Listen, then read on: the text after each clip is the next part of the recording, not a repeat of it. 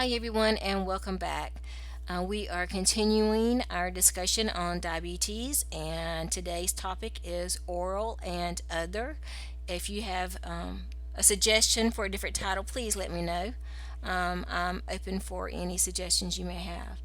So, let's talk about oral anti diabetic agents or hypoglycemic agents. That's another way it can be termed, hypoglycemic agent. So it's designed to bring the blood sugar down.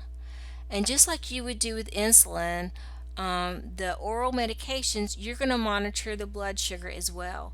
So whether you do morning blood sugar and a bedtime blood sugar, or whether you check the blood sugar before each meal, it just depends on the type of oral medication the client is taking, as well as the frequency that they're taking. But know that even with the oral medications, a patient can experience hypoglycemia if they're not eating properly, or if they've got nausea, vomiting, or diarrhea, or if they're refusing to take their medication. They could have some hyperglycemia.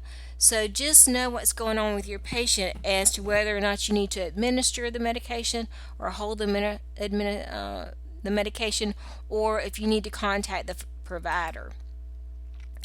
So, for an oral medication, the patient generally has a fasting glucose level of less than 200. The insulin requirements are less than 40 units a day.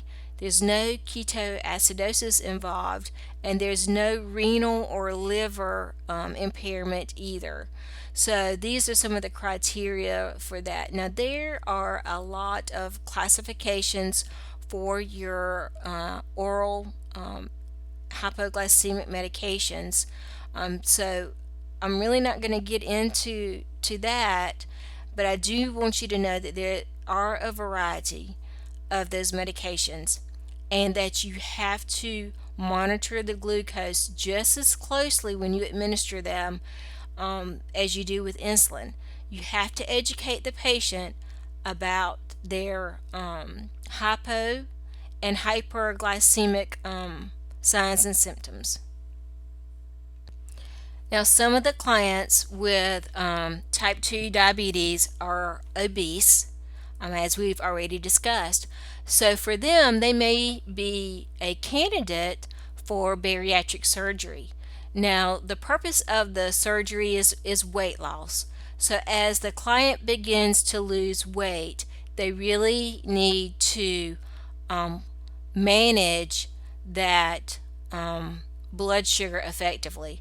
So they're going to have to follow up with their endocrinologist and see what changes they need to make in their medication because of the weight loss. They're going to require less insulin, or they're going to require less oral medication.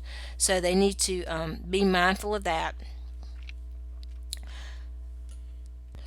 Now, your pancreas transplant, that's usually going to be for your type 1 diabetic. And this patient usually has renal failure, and they're going to benefit from combined kidney and pancreas transplant. Clients with type 2 diabetes are usually not offered this option because their pancreas still produces a little insulin, even though it's not enough to control their blood sugar. Now, know that with a transplant, a client is going to have to take those immunosuppressive drug therapy the rest of their life to prevent any organ damage from happening to that new organ. So it's the same going to be with the islet cell transplant. That's going to be the insulin producing components of the pancreas is what we're looking at. And the donor pancreas, they're going to take a portion of that. Sometimes it's a living donor that they can get some of those islet cells from. Now, this may not be it's not a total cure. The islet transplant is not a total and complete cure. Most patients are going to have to resume insulin administration after that. However, they're going to reduce the amount of insulin required. And that ends our discussion for diabetes, oral, and other. Thank you.